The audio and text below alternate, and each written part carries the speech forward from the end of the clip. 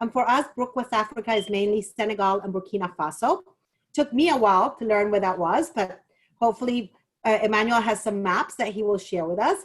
Thank you for taking the time to learn about the work that is funded by Brooke USA and supported by you, our donors and friends. My name is Emily Doolin. I am the Chief Executive Officer of Brooke USA, and I have the privilege of being deeply involved in the extraordinary work that is conducted in Senegal. As 4 years ago, the Board of Directors of Brooke USA made a pledge to support the ongoing work of that nation for the 5 years of the Global Strategic Plan, which ends next year in 2021 and is put forth by our partner, Brooke, the big company out of the UK in London, and our sister organization. So what's important to know here is that we have been working hand in hand with Brooke West Africa for the last 4 years, and we still have 1 year remaining on our commitment, which is $250,000 a year.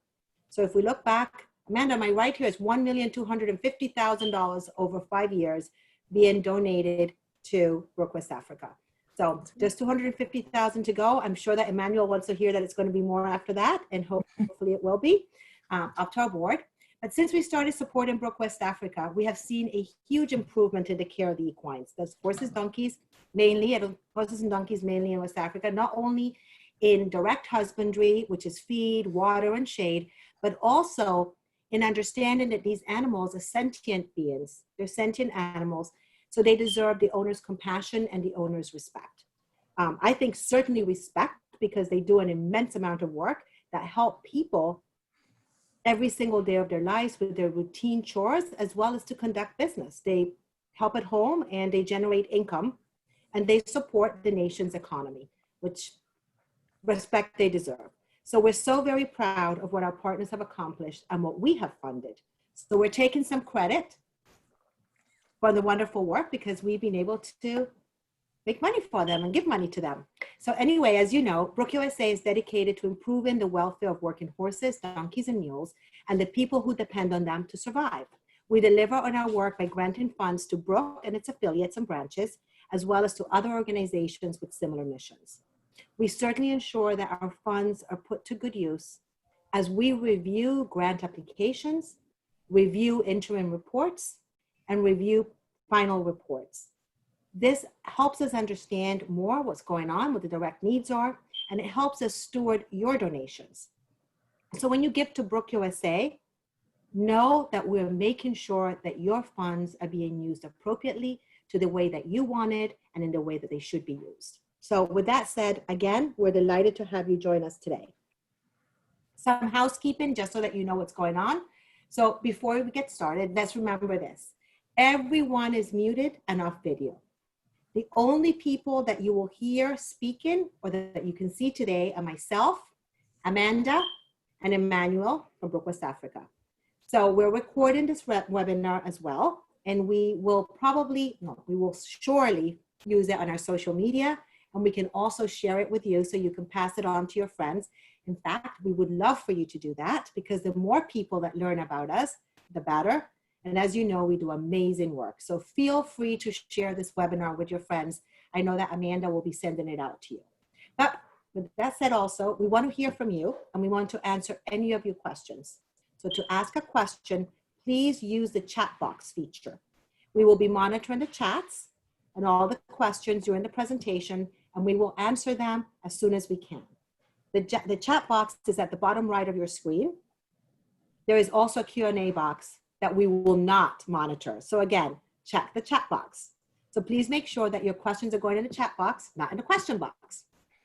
And when you ask those questions, it is great that you select all panelists, because that way we will all see the question. And in case Amanda misses it, or Emmanuel misses it, and I can step in and remind them of the question. By the way, this is most important.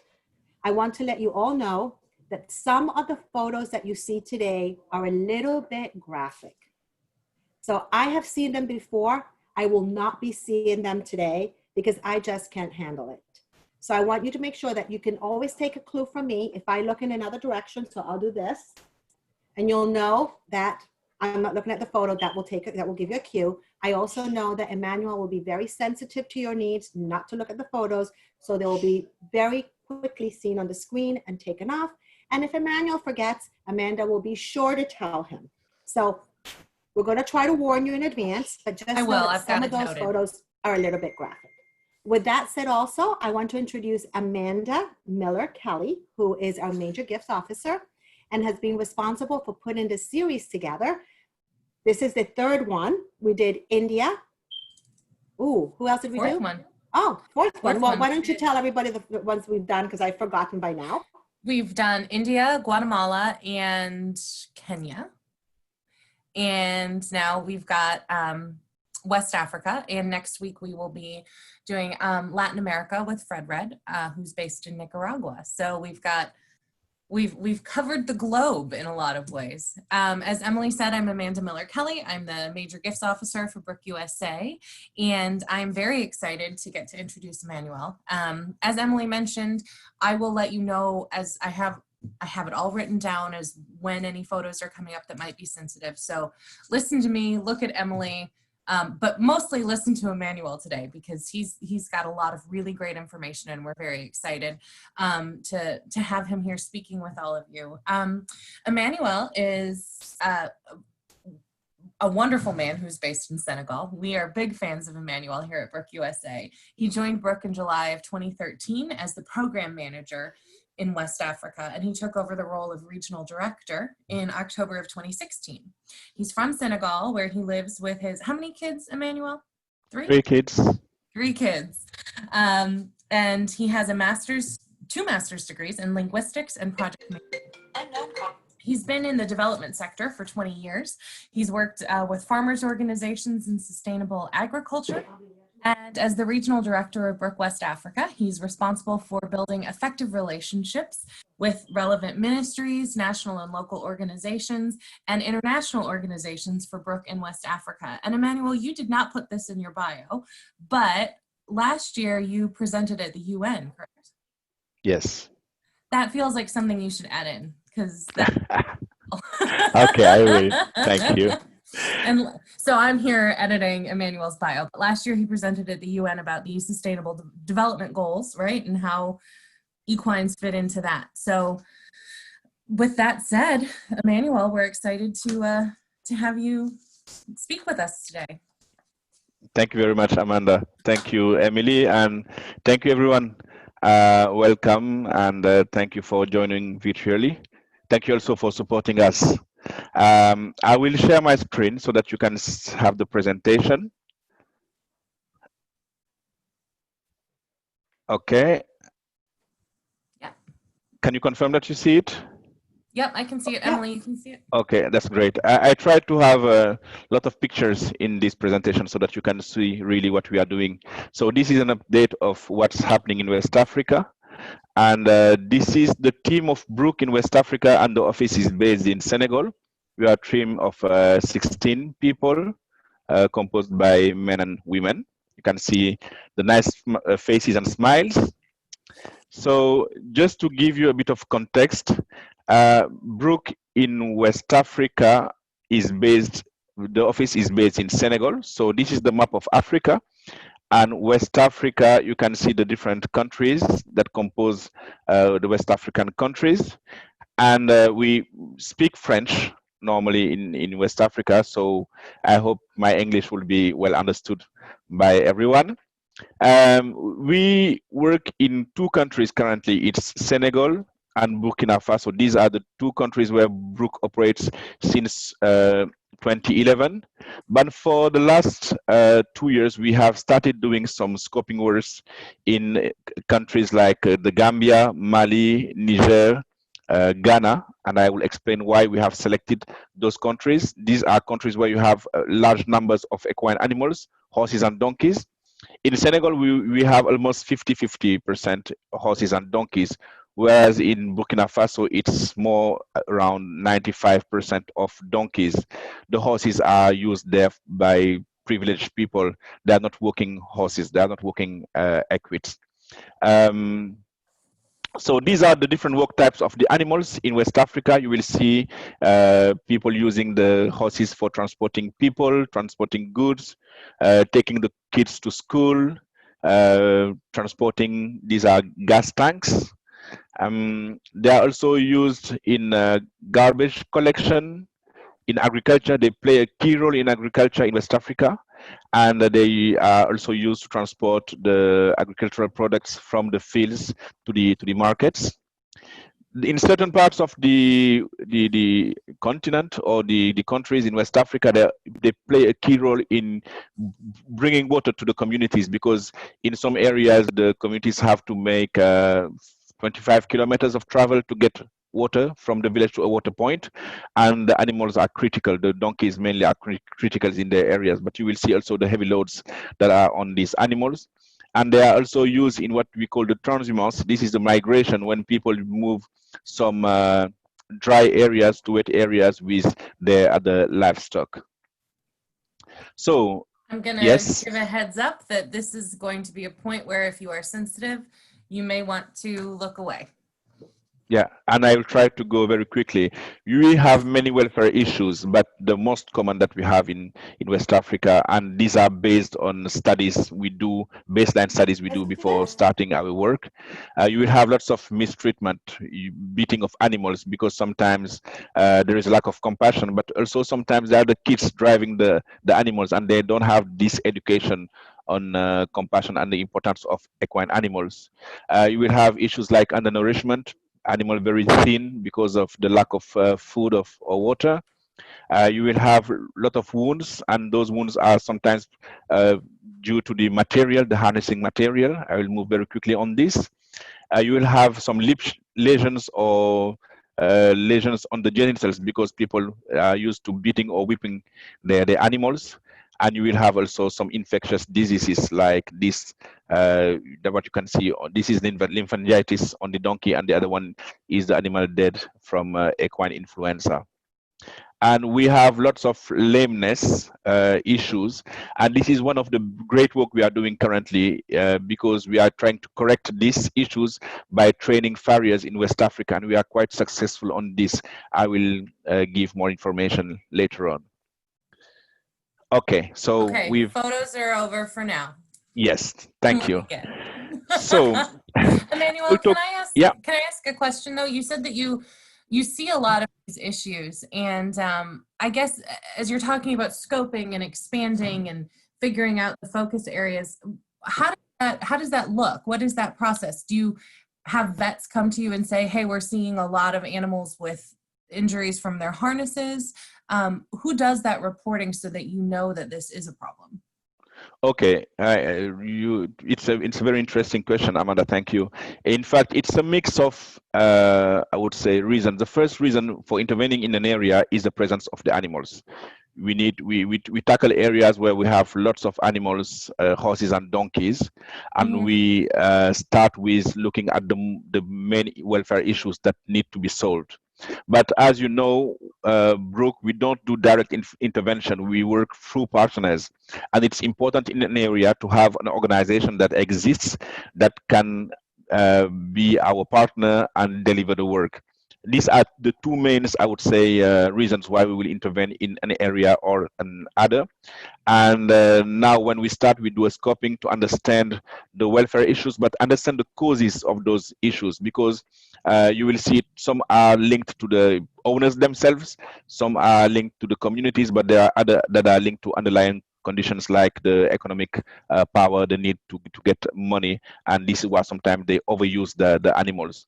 But before any intervention in an area, there is a whole process of scoping, but also due diligence of the organizations that are in the area to ensure that they can handle and they can use the funds that we are transferring to them on the best way. Okay. Thank you. Yeah, thank you. Okay, so I will continue with evidences, and it's important to talk about evidences because, you know, when people talk about livestock, they think about cattle, small ruminant, but not necessarily about horses and donkeys, because they are not providing necessarily milk or meat, etc. But those equine animals have working force, and it's important to highlight that. So when we started working in West Africa, there was a lack of evidence of the contribution of the animals, of the equine animals, to the economy or to the social living. And for us, it was important to build those. So we've developed a series of studies. We started in Senegal, and later on we did one economic study in Burkina Faso too. And one of the main results in the study in Senegal was that the owners were getting very good money, I would say, in this context of poverty, from the activity using the equine animals. So just an example, owners of these carriers transporting people can get up to $13 per day. And when you put it to a monthly salary, it's higher than the national minimum wage of Senegal. That is 80%, $87 per month. That is quite significant for an animal owner. Another US dollars. This is 13 US dollars, yes, yeah. And the study also has revealed that the loss of a donkey or a horse in a household or in an area like Senegal would result in big, I would say, decreases in terms of agricultural production. And as you can see on the pictures, it would decrease by 78% for the peanut cultivation, 46% for the maize, and 45% for the millet. And these are important production for the consumption in Senegal. And can you imagine these sort of losses in the period of agriculture? So these are evidences that we got from these studies and that we are using when we advocate the government to say, in your programs, you need to incorporate the equine animals, and it's quite important. And just to give you one example, there was a disaster. It was 2 to 3 years ago, where there was not enough rainfalls, and there was how do you call it? I'm losing a drought. No, it was not. Yes, it was a drought. Yeah. Sorry, Flood. it was a drought. Yes, no, it was a drought. And then the government, to support the families in the rural areas, has given some animal feeds on a subsidized prices. And what was interesting, or I'm using interesting, but it was quite sad, is that there was not touching the equine animals, so not touching the equine owners. And with this evidence, we were able to say to the government that in such emergency projects, it's important also to incorporate the equine animals. So now there is a solidarity fund that the government of Senegal has put in place. And when they are supporting the communities, they support as well the livestock. In fact, it's the whole livestock that is supported. It comprises of sheep, goats, cattle, but also horses and donkeys. And this is quite a great achievement. So this is a problem that we see a lot in the countries where Brooke USA funds projects, that horses and donkeys and mules are this like in-between category, right? Where there's livestock like sheep and cows and pigs, and then there's, I guess, pets like dogs and cats and the yes. So without being and the horses and donkeys and mules, equines don't get classified as anything, correct? So this is a big step for Senegal to have been able to get the horses wrapped up in that category. Does it offer more protection for the animal? Does it offer benefits for the owner? Kind of all of the above? Yes, I think that it's the whole package. And this is quite critical, because you can't take out the horses and the donkeys from the livestock sector. They are present and they are playing a key role. But that's why also we say that these are invisible animals, because they are visible from their work, but they are invisible in the policies and in the programs. And this is what one of the work we play to really show their importance.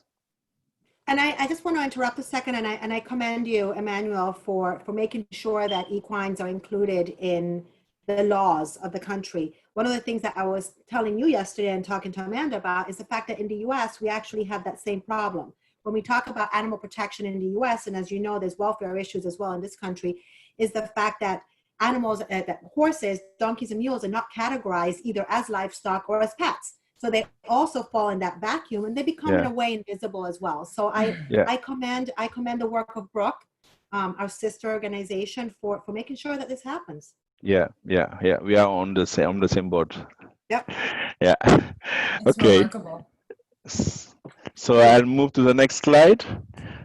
I will talk a bit about our approach, and as Brooke, West Africa, our approach is first focusing on the main causes of the lack of welfare. And as I explained, there are primary causes linked to the owners, there are intermediate causes linked to the community, the culture, etc.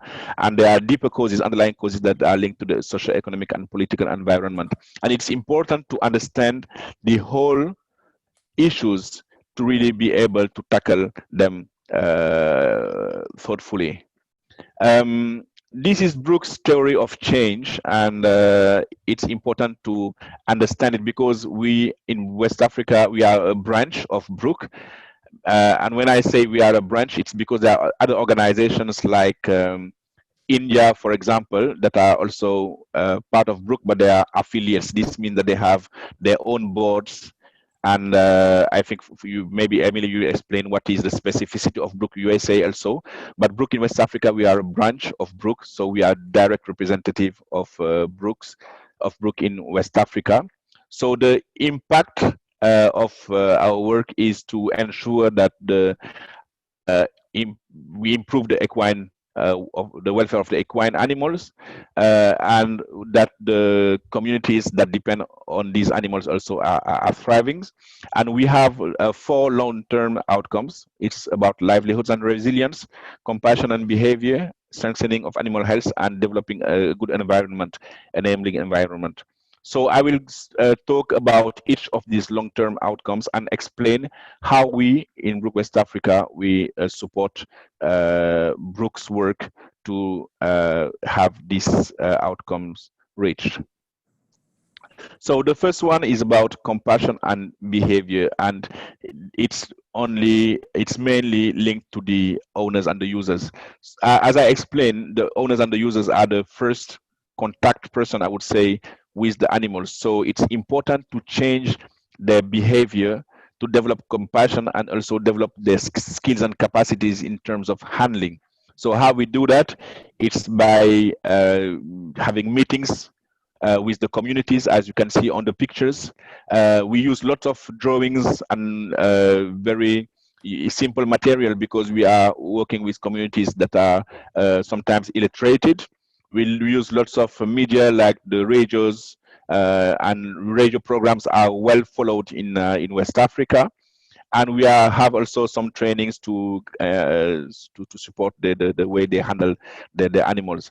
And this is what we call the community engagement work, and it's quite important. I would say it's one of the most important part of the work, to ensure that the owners and the users have better skills and develop better compassion towards these animals.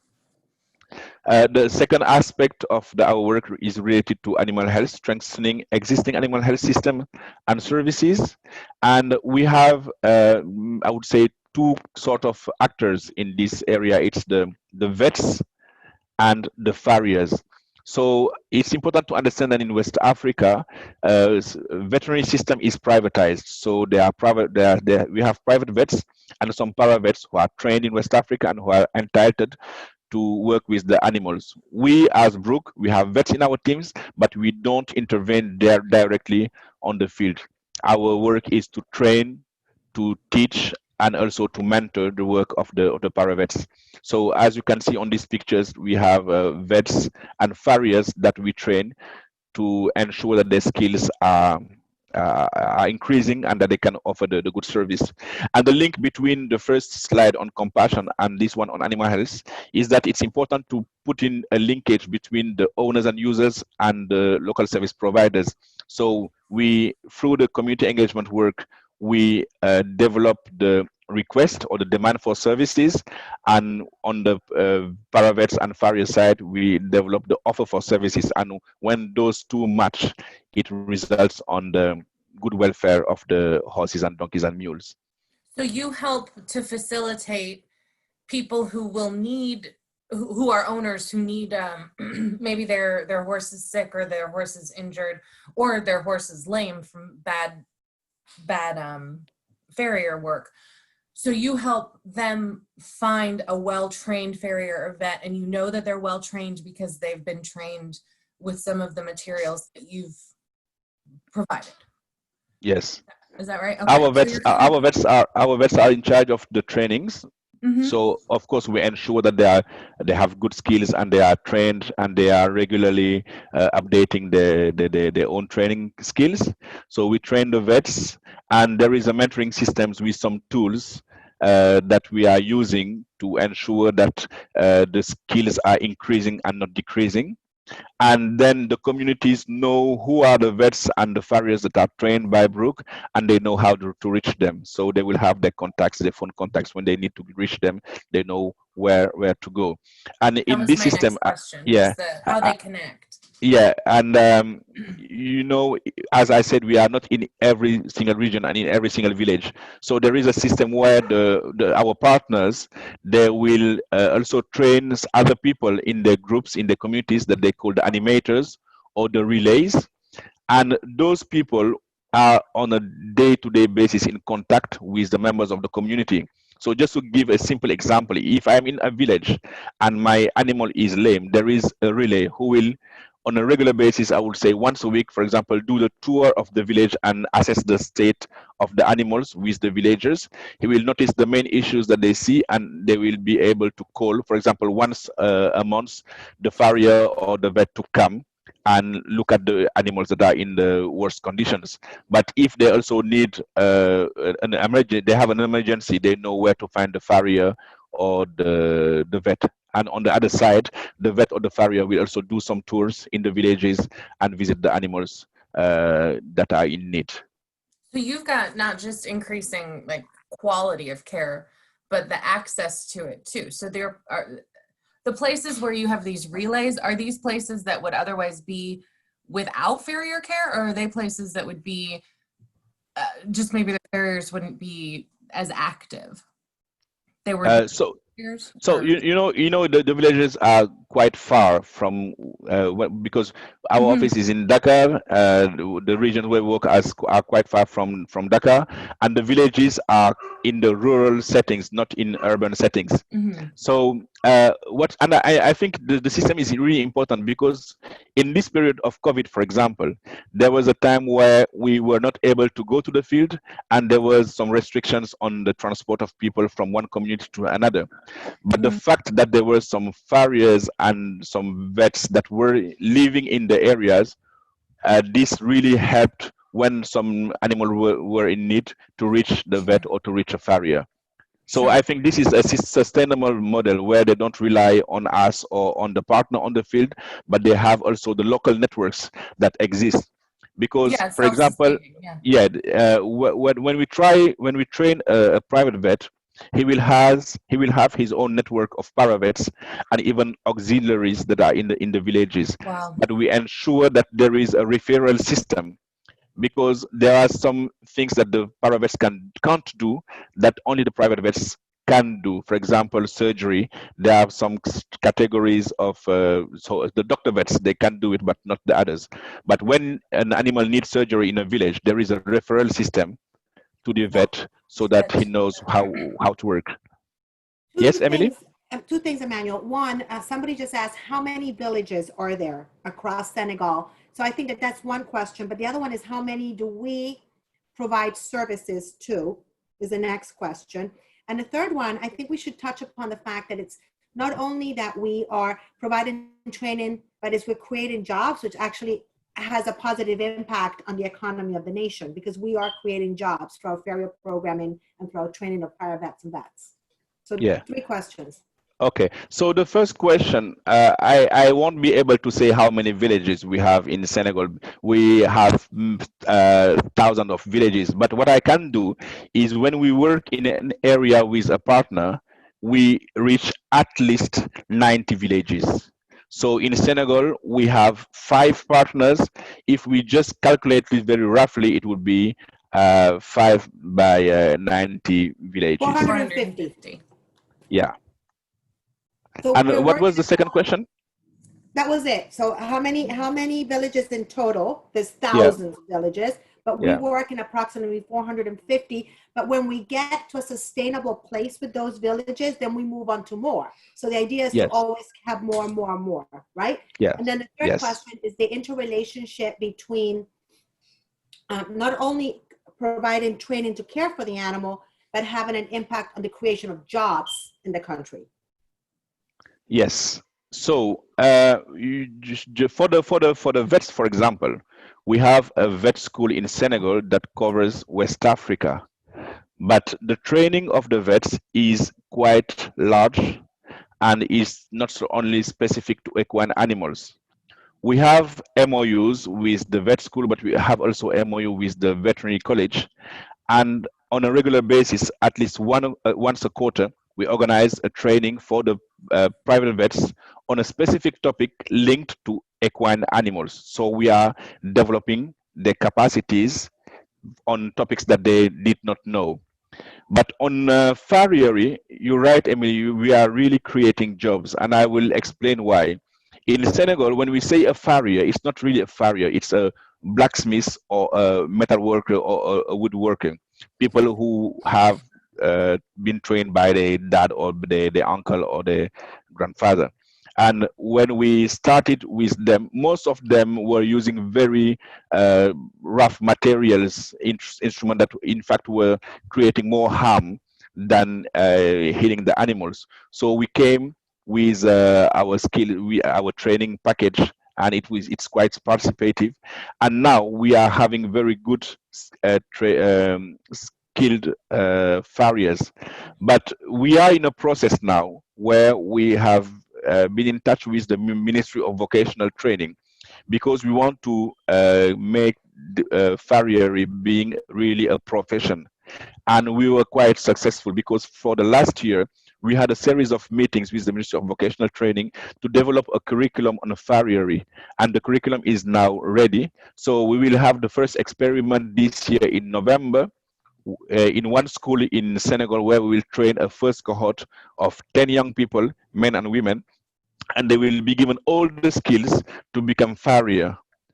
Just remember that in Senegal we have 1 million horses and donkeys, so you can imagine the number of animals to trim or to shoe, and this is really one of the great success. So taking it from the tradition to the more elaborated and developing a curriculum and being able to develop a profession, because those people will leave the school with a certification and this will also help them to open their own business and run it.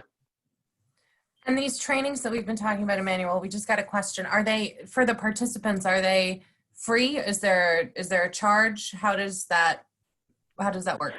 So it's really interesting, because if we want to make it sustainable, we need also to have the involvement of the state. So it's a sort of win-win. Brooke will bring the funds to buy the tools, the equipments, etc.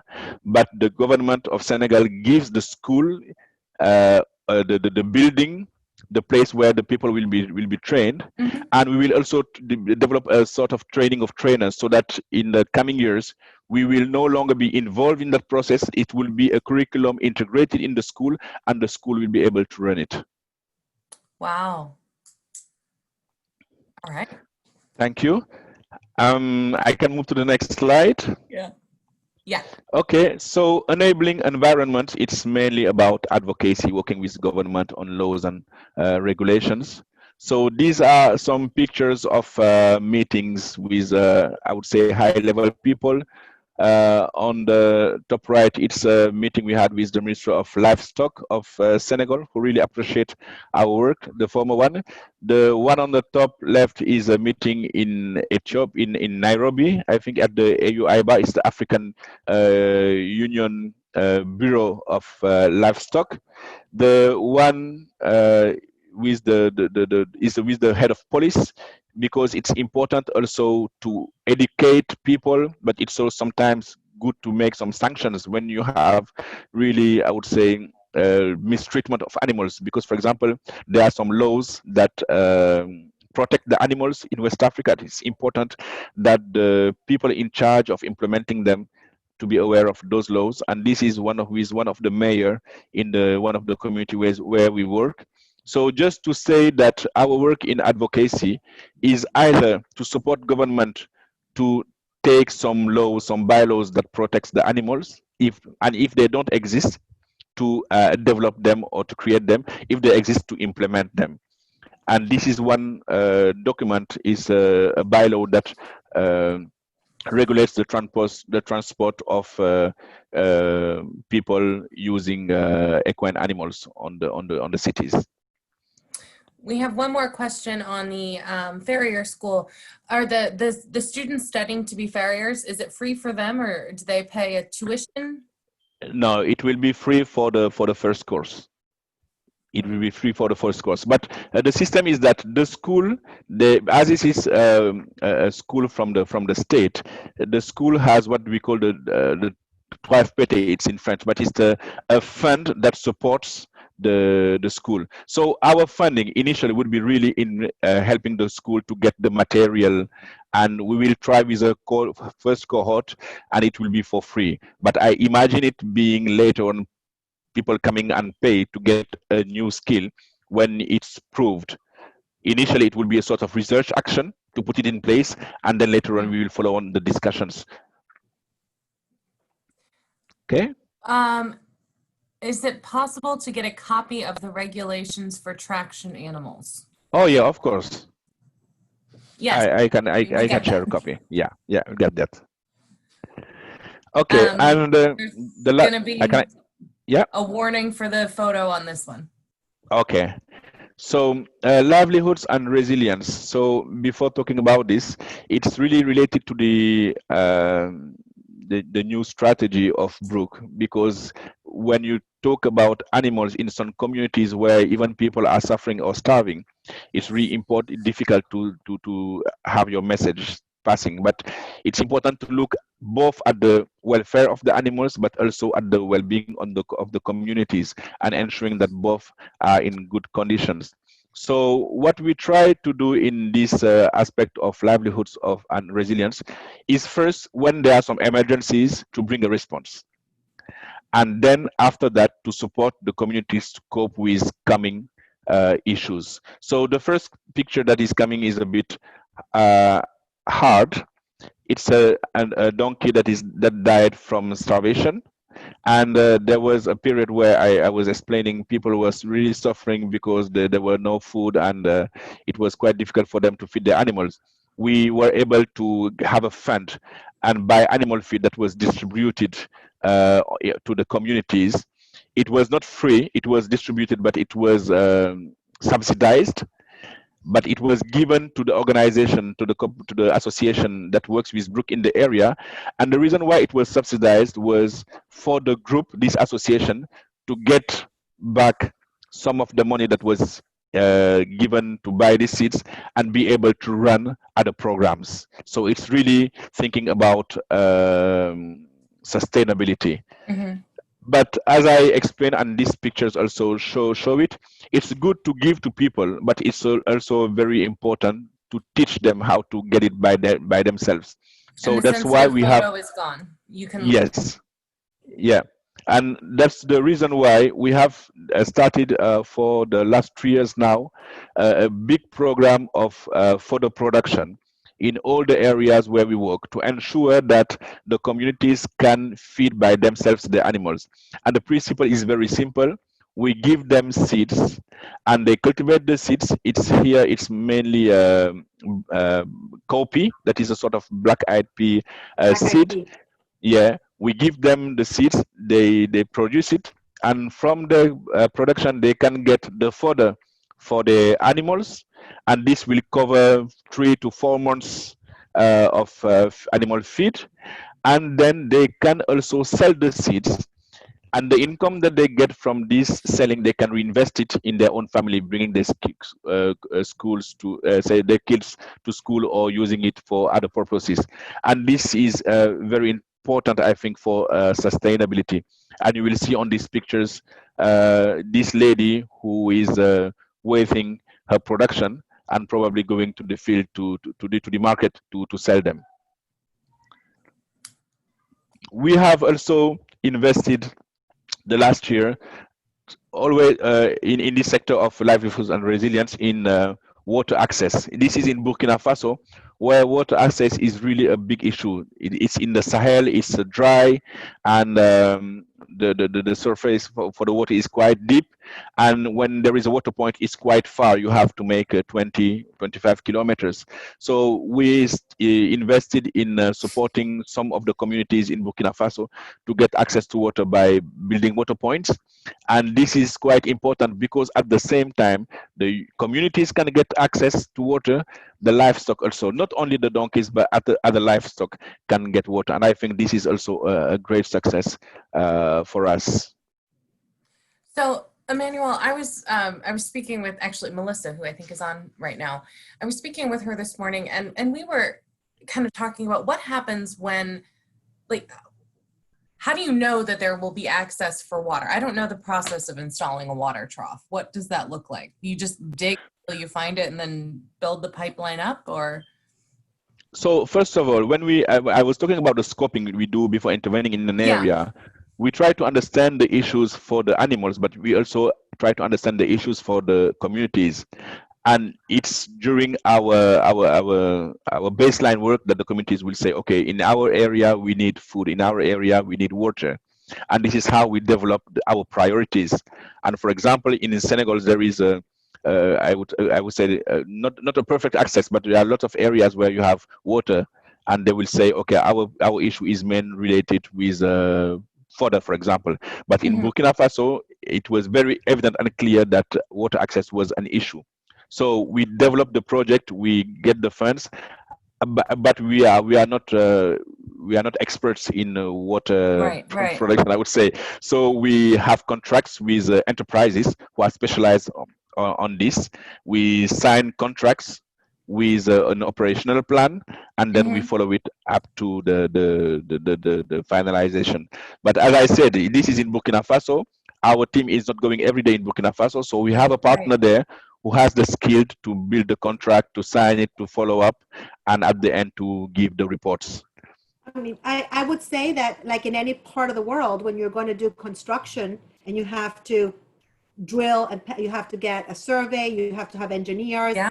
I mean, it's a whole complex process. That's why they're very expensive to build at the same time, because there's so much work that goes into it, including the contracting of professionals to do the service. Yeah, we know how to do it. Yeah, that's true. Yeah, that's very. It's not like Thank you. All do it, right? I could not. Emmanuel can't either. He's very smart, but he can't do it. Okay, we'll move to the next slide. Yeah. This is a new experiment in Senegal, and this is a biogas tank. So this, in fact, there is a program in Senegal that is building, doing biogas. So they are building some, things like that. I don't know how to tell it, but it's using the dungs of the animals to produce gas for the communities, so that they can use the gas in cooking or lighting the village, etc. So, but they were also only using the dungs of the cattle, and for us it was interesting to see how to use also the donkey dungs, but how to take profit of this biogas to increase the welfare of the equine animals. So the hypothesis we put in place was, okay, if you want to get gas, you need to have dungs. If you want to have dungs in quantity and you can quality, you need to take care of your animals, give them food and water, put them in the shelter and clean the shelter so that you can get the dungs. And it's really interesting because we did the experiment in 3 villages, and we saw an increase of the shelters being built in the community. But what is more interesting is that when they do the biogas, there is a byproduct that comes out from this biogas. It's sort of compost, and they can use this compost to reinvesting in the market gardenings that the women do. And we have many pictures of women in some villages in the market gardening producing tomato, onions. And it is very nice because they have used the compost and it's really effective. So it was an experiment, but it is quite successful. And it's also linking the needs of protecting the animals, taking care of them, but also the needs of the communities in terms of accessing to gas and also accessing to compost for the fields. Is this like a one of these per community, so people sort of all collect it and put Yes. it there together, and then that's everybody's, it's for everybody's benefit? Yeah, and what is the difference here? It's the national program biogas in Senegal was doing it for individuals, but for us it was really important to doing at the level of the community, so that everyone is intervening in collecting the dungs, and everyone is intervening in feeding this tanker, and it's also creating a collective action. Mm-hmm. And this is where we found it also very, very interesting. So poor communities are doing this, but they are also increasing the revenues, because after the producing the tomatoes and onions, etc., they can sell it to the market and share the revenue between them. So we have a question here, and we also have two questions that we'll go back to about the water tank, the water troughs. But about these, we have a question: is how is the biogas utilized, and what is the process? So it's taking. I will start with the last question. It's taking the dungs of the animals, putting it in this trough, adding water, and there is a tanker that is under the land, I would say, the ground level, and it's a process of maturation. And after 2-3 weeks, you have the gas coming on another tank, and the compost coming back. It's a quite simple and complex process at the same time, but I can provide more information to you if you want to share it with others, and even with some pictures too. Oh, that'd be great. Yes. Even the pictures of the gardens with the tomatoes. That would be great. And so then how is it, what was the question? How is it utilized? What's it used for? So normally they are using the gas for cooking. Got it. So initially, when the program was put in place, it was to ensure that people no longer use the woods for cooking, but have access to gas. But it was at the individual level, as I explained. But for us, we have discussed with the communities on their needs, and in one of the experiments, they are using it to cook, but it's in the school where the kids have the lunch at noon. Yeah, I don't know if it's clear, is an expression. So where you have a bunch of people who need food. Yeah, there is the school in the village, and they are cooking, so they are using the gas to cook for the kids. And the other one is enlightening the one place in the market where in the village where they have their mosque, where they pray. Oh yeah, yeah. Yes. So we have a couple more questions, and I'm going to try to get us through everything because I know we still got a couple more slides here. So going back to the water troughs, we have two questions.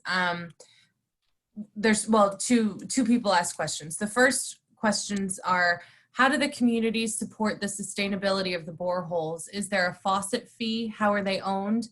And are the boreholes solar or diesel powered? Okay, so two things. It's a lot of questions in one, I guess. So the water troughs, when we sign the contract with the enterprise, there is a maintenance clause in it, so that regularly they will come back to follow up. But at the same time, there is I don't know how to call it. There is a group that is put in place that is managing the water trough. And it comprises of men and women from the community who will be taught about basic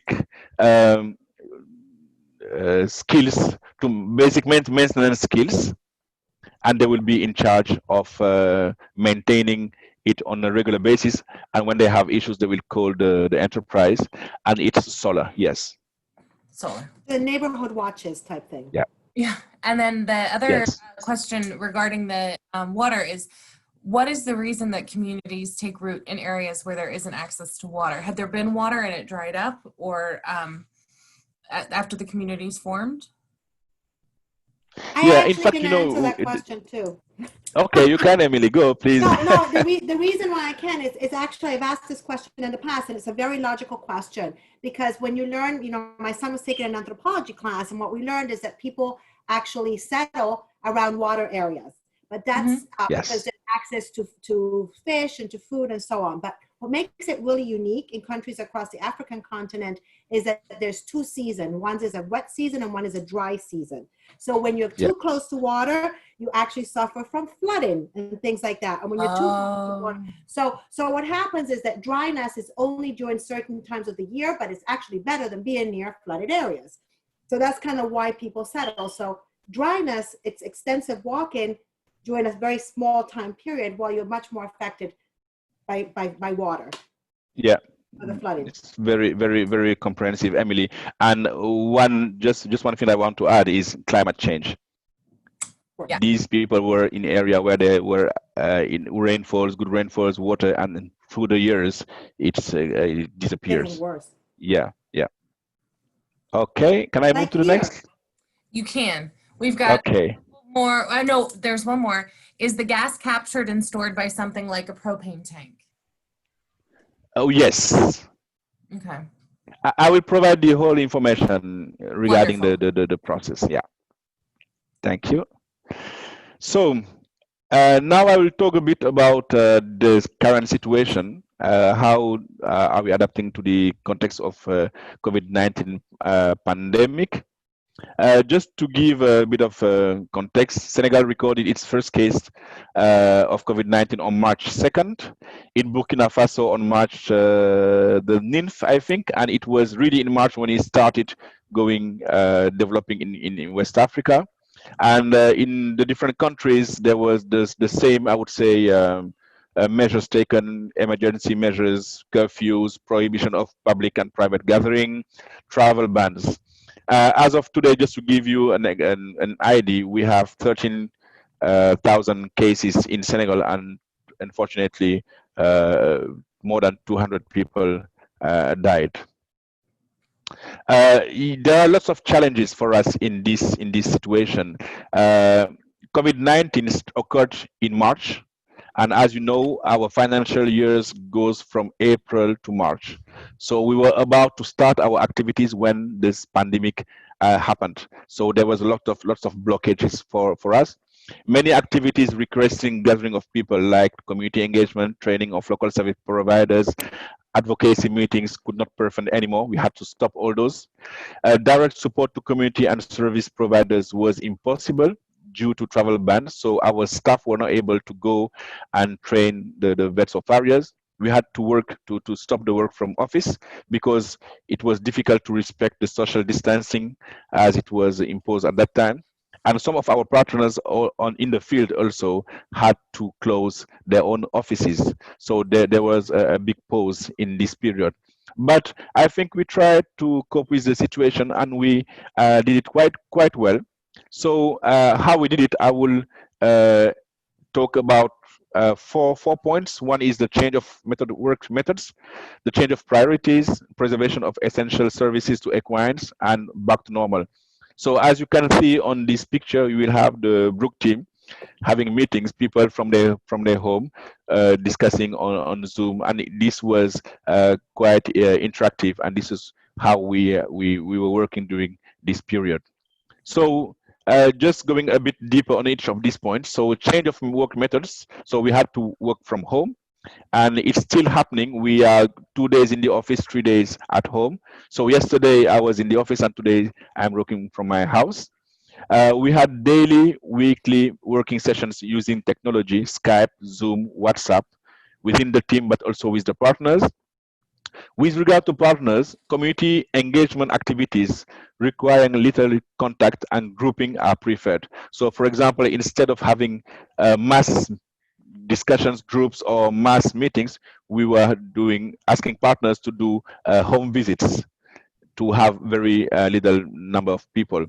And we also used a lot the radio instead of having social mobilization activities. And in West Africa, people listen to radio, so it's a good means to share your messages. Emmanuel said the radio, and my first thought was, who listens to the radio anymore? But it's a very popular form of media. And yeah, it is. It is. So the second thing was we had to change our priorities. So in our work plan, we had a lot of activities of trainings, etc. We had to change all those activities to move, but we really focused on emergency plan, and our emergency plan was based on an analysis of the context with our partners in Senegal and in Burkina Faso, and we were able to design a plan to help build the resilience of equine owning communities. We distributed crops and fodder seeds kits to more than 700 families, so meaning 1,500 equines, to enable the communities restart their agricultural production after the pandemic. The situation was with the restriction of transport, people were not able to get income, to buy their seeds. So we were ensuring that we could give them seeds for fodder, but also food crops, seeds, and in the raising season. So it means currently they are able to plow their lands and hopefully get good production for their own families and for their animals. You know, this is something, Emmanuel, that you and I talked about when we chatted the other day, that one of the things that we've been seeing a lot, Emily and the whole team and I have, is this concern that's a really valid concern, that in countries where people rely on their animals so heavily to help them make an income, shutting down of Senegal or of Burkina Faso, being unable to take your goods to market or to operate in the way you usually do, even if you make it through the pandemic, if you haven't been able to care for your animal with proper food and proper water, or even medical care, even via telehealth, your recovery is going to be a lot harder, right? So does this help bridge that gap? Is that what the fodder, in addition to keeping them fed, but it helps bridge the gap then to try to make up for what they've lost? I mean, $13 a day US is still pretty low. It's hard for me to wrap my mind around. Yes, you know, when you are in a context where everything is a priority, you have to put a focus on certain priorities. And in such situation, the households, the owners, they would put the priority first on their family, their kids and wives, and then on the more essential livestock, I would say, the cattle, the ruminants, etc. Mm-hmm. So the equine animals will come really on the last priority. But here, what we were trying to do is to ensure that they are still able to improve their own livelihoods, because agriculture is what they know, what they know the best. And as the quality seeds are not always available, ensure that they have seeds that they can use and get fodder for their animals and get income out of it. And what I forget to mention is, when we give seeds, it's not just giving seeds. We try to get the best seeds from the research centers, and so after using those seeds, they can keep a part of it for at least 2 or 3 years. So there is a sort of sustainable approach that we are trying to develop also in such respect. And then we have a quick question about the radio, because maybe like me, other people don't listen to the radio so much. What are some examples of how you used the radio? There's, she says, programs like Donkey Radio in Kenya. Is it similar to that? Yeah, it's almost the same thing. So we have contracts with radio stations, and in Senegal you will have national ones, but you have also private ones, and you have also what we call the community radios, because those radios are owned by the associations in regions or villages, and they talk about specific topics that are important to them. So, for example, livestock, etc. So when we have contracts with the radios, our partners would go and on a regular basis select different topics, and they would invite either a vet, they would invite a farrier, or they would also invite champions in the communities that are performing well, that can talk about the importance of the welfare of the animals, and it's done in local languages, so it's quite accessible, and people have also the possibility to interact, to call to the radio, give their opinion, etc. And it's really one of the best medium to reach the grassroots, the people at grassroots level. Melissa says that's very cool. Thank you. You answered Melissa's question, and she left. All right, so Okay.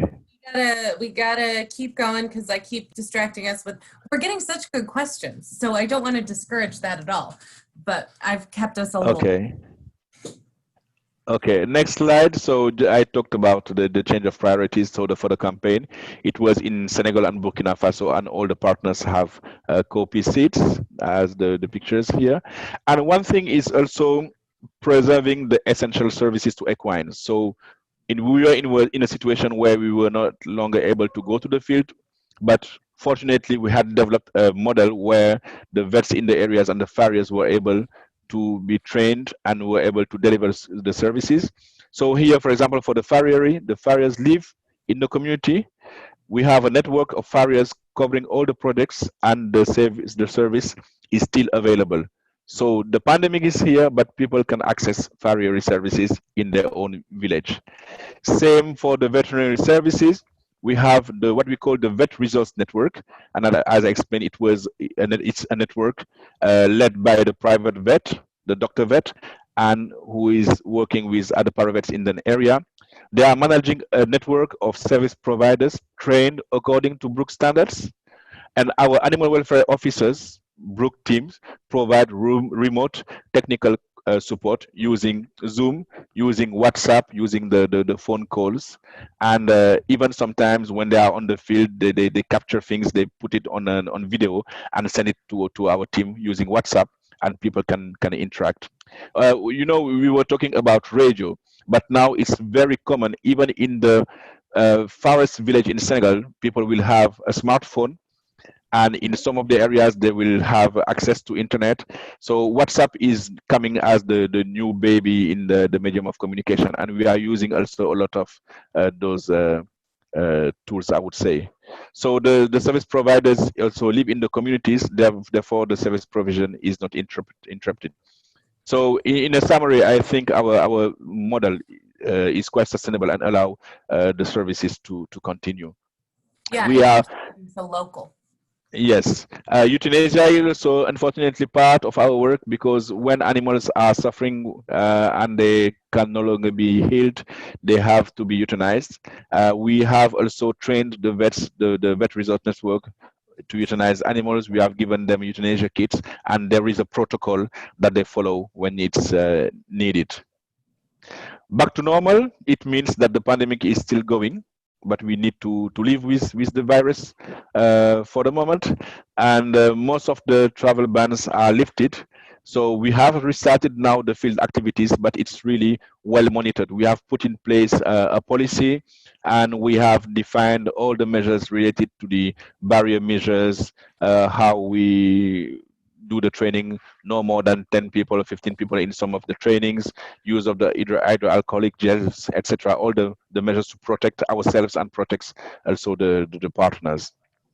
So, Emmanuel, when we look at Senegal in terms of COVID-19 cases compared to the rest of the world, how is it doing? How many daily cases? I was reading recently that Ethiopia and Kenya are among the top 10 countries with cases for COVID-19. How does Senegal compare to that? Yes, Kenya, Ethiopia are in the top 10. We have, I think, as I said, we have up to today 13,000. What I can say is that the number of deaths is usually 3 to 4 people a day. Okay. But what is interesting in these days, we have 0 cases. The last 2 days we had 0 cases. Oh, so, wow. Yeah, it's good, and we have also numbers decreasing. So hope is here. Hope is there. Excellent. Yeah. These are some just images. This is the center, the place where we will have the farriery training. It's a vocational training school. We have a question that feeds into this, which is, what's the approximate cost for a farrier service in West Africa, and what's the annual income for a farrier? So as we're talking about training these farriers, what's that look like money-wise? Can I provide this information later? I have it, but I can't have it. I don't have it in my mind, to be honest. Yes, Sarr, but I can provide it. Type it in, but Sarr, I will get you that information. Yes. Okay, thank you. So this is the school where we will hold the training on farriery. It's already identified. We hope to start in November. These are meetings in the partners' offices. You will see people with their masks discussing, planning the meetings. This is a meeting with the authority. This is the prefect in an area. So we really ensure that the local authorities know what we do. So before entering an area, we visit them, we talk about our work so that they are informed. And we develop on a quarterly basis a report for the government of Senegal to ensure that there is accountability also on our work. This is a picture of a farrier, Brooke trained farrier. You will see the outfit with the apron. It was not like this initially. These are group discussions in the villages, visit of a vet, and you will see no more than 6-7 people around the animal because of this pandemic situation. I love that little one. Okay, I'm almost at the end of our presentation. So the plans for the future, and I think this fall represent the future for us. Yeah. Yeah, we are investing a lot in regional advocacy, and we are collaborating with international bodies like the FAO and ECOWAS, that is the economic community in West Africa. And we are trying with them to ensure that the equine animals are integrated in the development plans, in the policies. And it's important, and I will explain why in the coming slide. We had a case of equine influenza in West Africa in 2018, and there was a big loss of horses, of donkeys in West Africa. In Senegal, we've lost almost 6,000 animals, and the issue was very big. And the problem was that we did not have, or the government did not have the means to do the analysis to understand what was the cause of this mortality, and the labs of the countries, the laboratories did not have the enough materials, the reagents to make the analysis, etc. So for us, it was really important to link with those bodies to start training people at government body to understand the animal welfare issues, to understand the diseases, and also provide some solutions. And I think we are heading very well in this with FAO and with the ECOWAS. Yes, this was an issue in Burkina Faso, Cameroon, Chad, Mali, Niger, Nigeria, and Senegal. So we are not in all these countries, but to working with ECOWAS and working with FAO helps us reaching the governments of these countries. The second aspect that is really important in our work and is the donkey hide trade. I don't know how familiar you are with this issue, but it's a worldwide issue, but it's a crisis in Africa.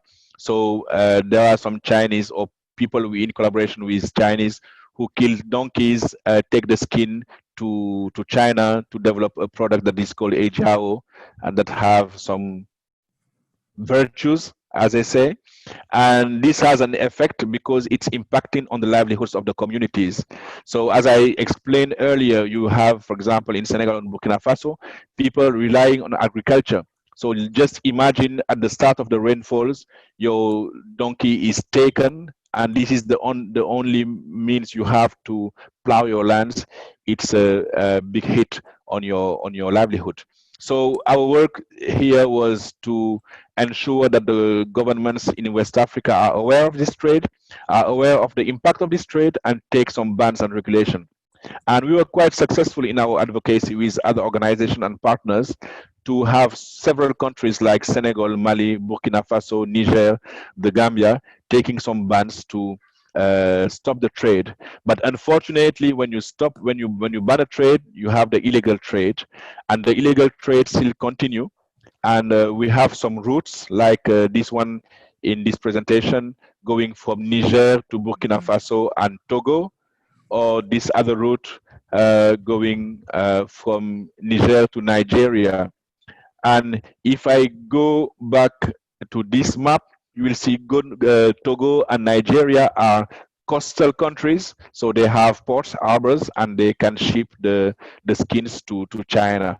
So our work with ECOWAS, as ECOWAS encompasses all the 15 countries in West Africa, is really to ensure that all the countries take some bans and stop the trade.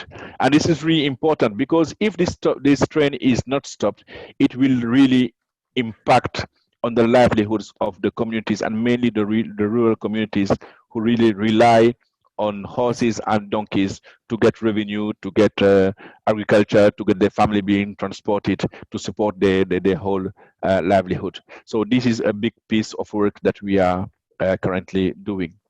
It'll decimate the donkey population, right? I mean, It will definitely, impact. yes.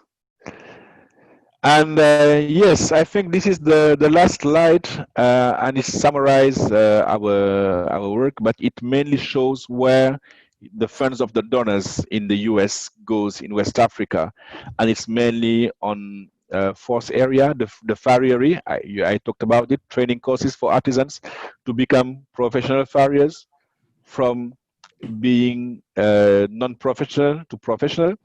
The illegal donkey hide trade, its advocacy and development of alliances at regional and continental level.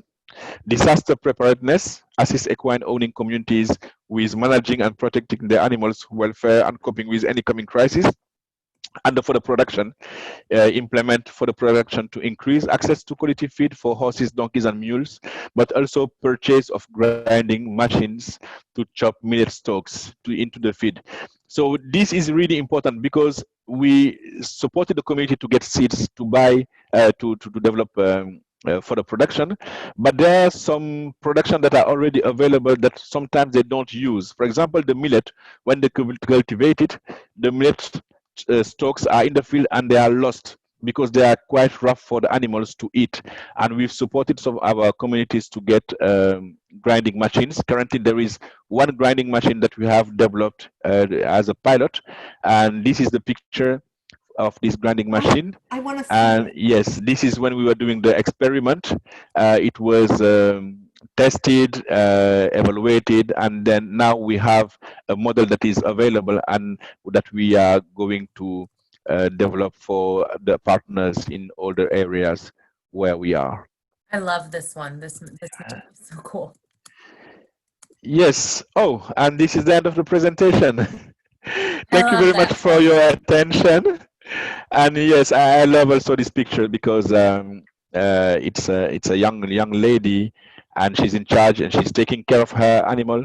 And it's also bringing the issue of gender in our work because women play an important role in taking care of the animals, and it's really need to be valued. So when we work in the communities, we work with men, women, young boys, young girls to ensure that the welfare of these animals is improved. Thank you very much, everybody. Phenomenal. Are there any, I'm doing a last call for questions.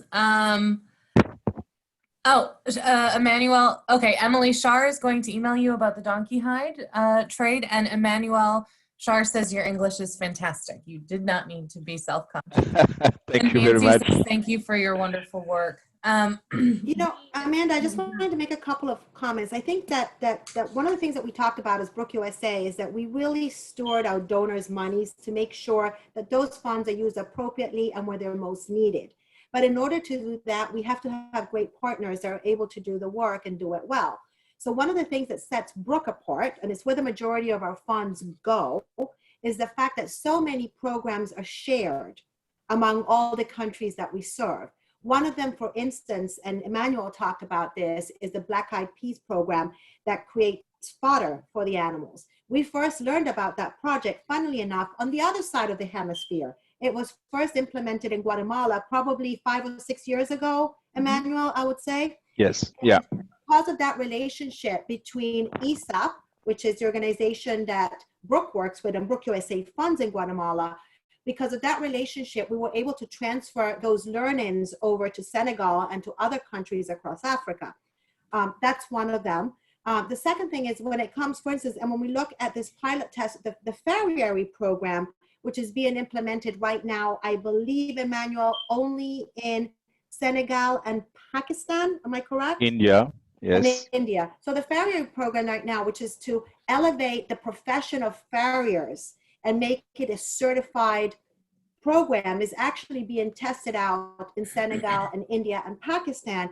If that results in a positive manner, it will then be moved to other countries across Africa.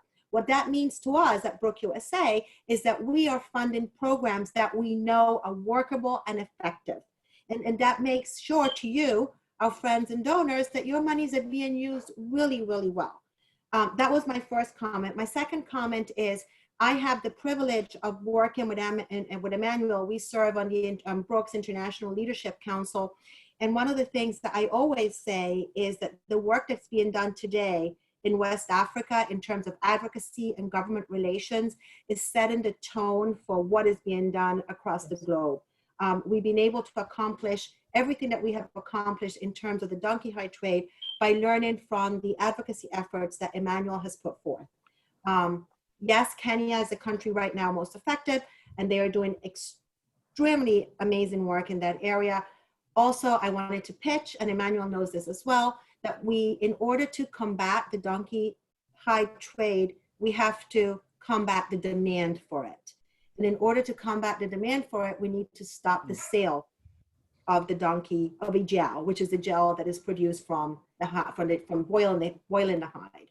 So in the US specifically, we are in the process of working with a lobbying firm out of Washington, D.C.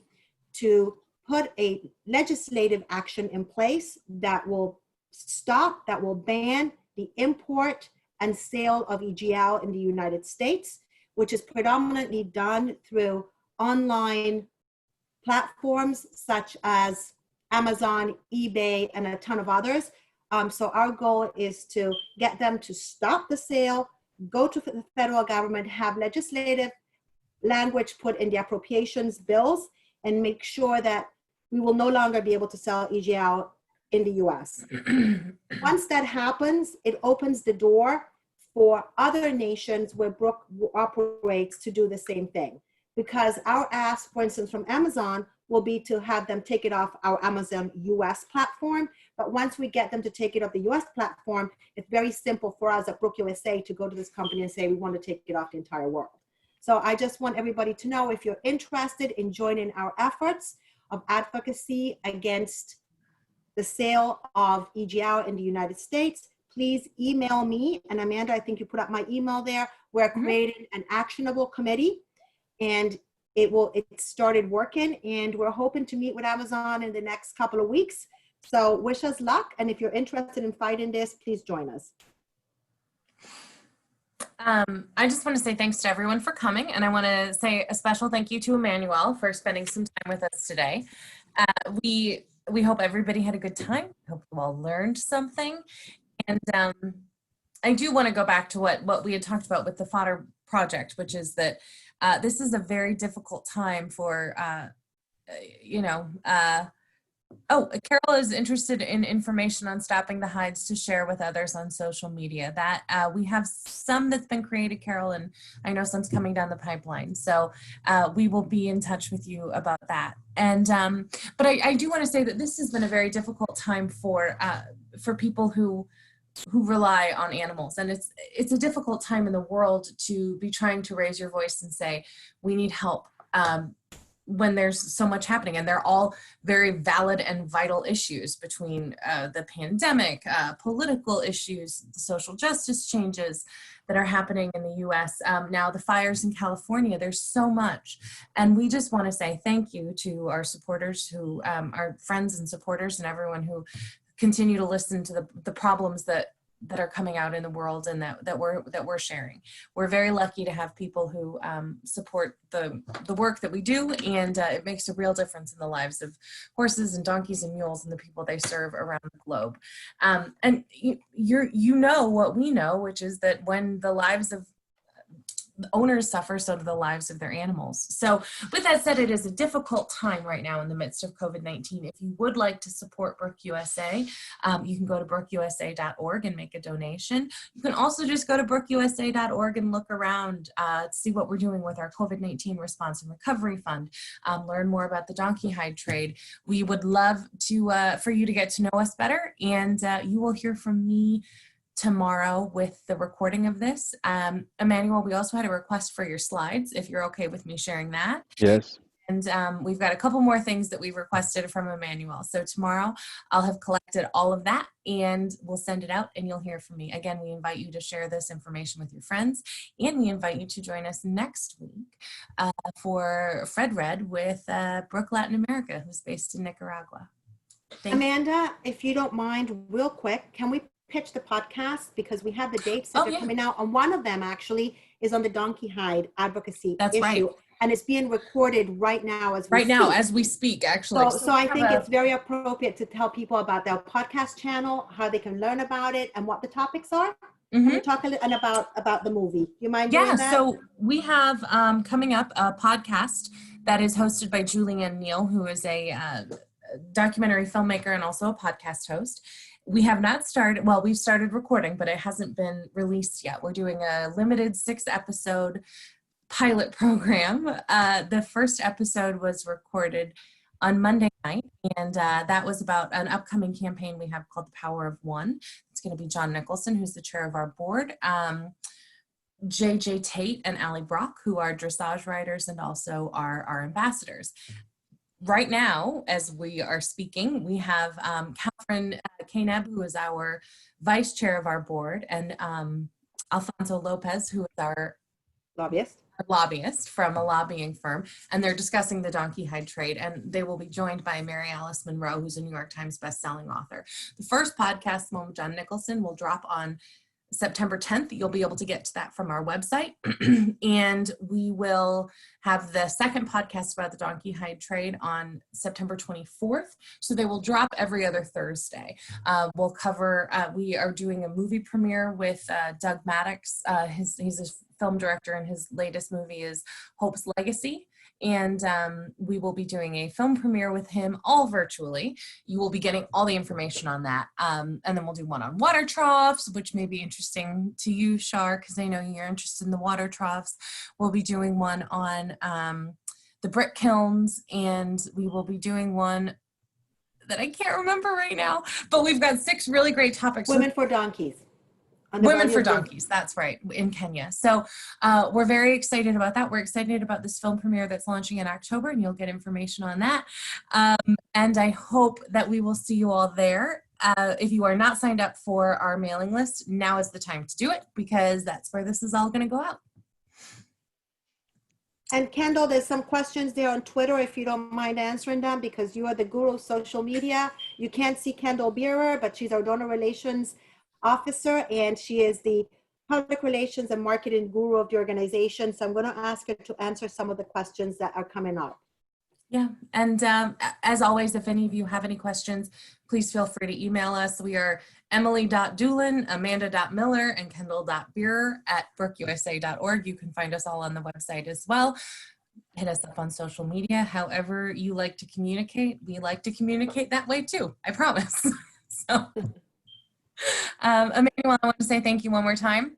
I also thank you very want to much. tell everyone very briefly that one time Emmanuel and I were on an airplane from Virginia to New York.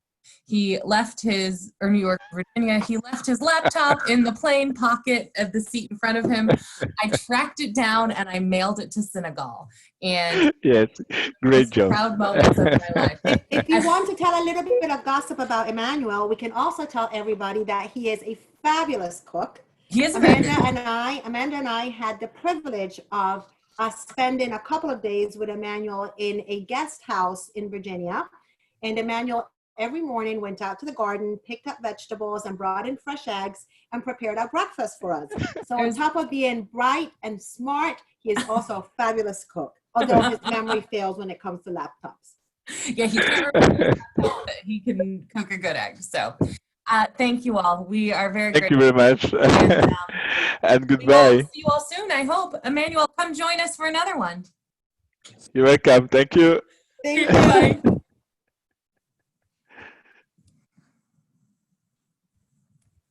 Oops. I messed this up. Let's answer a few questions, so don't get Okay. completely off. Okay, so everyone, we are staying, the staff is staying on to try to answer a few questions. If you want to stay on, you are welcome to, but you do not, you're not going to miss anything if you sign off now. Emmanuel, that includes you, because I know your time, we're in your after hours now. It's after 5 for you. It's okay. There's But no Right? such thank thing. you. What is it, Thank you. It 1:30 was for amazing, you I now? think. And yeah, it was a good time for me also. Good. Good. That was, you did a great job. And I think we had a request. I don't know if it's possible. Do you have your slides in French? I will have to rework them because it was Oh. done in English, so Okay, it will well, take if a it's bit of done in time. But English, yeah, don't worry about it. Don't worry about it. yeah. Also, we had Melissa asked me a good question, which was you said that the radio presentations are done in different languages. Do you have any in Yes. English? Are they all in French or different? No, even not in French. They are in Oh, all no. of the local languages. Yeah, because they are really for the communities. That's such a cool idea. Yeah, yeah. I was in touch with Sarr Aruna recently. She's based, or she lived in Niger, I think. She has a very good knowledge of Niger, and she was asking very interesting questions. Oh, she says hello right here. Oh yeah, yeah, and we interacted a bit of time, and I saw she said we are probably being colleagues in the. Yeah, Yeah. I asked, what does that mean? You are my future colleagues. I think she's referring to you, maybe Emmanuel, or she's referring to Brooke. Not to Brooke USA, although we would love to have more people. Okay, no, I want to work with you. Okay. Yeah, but you know, Niger was really the next country for us, and these COVID issues came, but we still hope to be able to work there. And when and Ghana too. That's another. Ghana is really to think about this Anglophone part of the West African continent, because we mainly work in Francophone countries, and there is a lot happening in the Anglophone countries. So we were thinking in the discussion with Nigel of maybe having a sub office in Ghana that could manage Ghana, Nigeria, but it's mainly on the donkey hide trade issue, because these are the routes or the doors for the shipping of donkey skins to China. That makes sense. That you'd want to. Yeah, yeah. Oh, Sarr's in the U.S. and Niger. Yes. And she has good experience in training and things like that with her family. I saw that.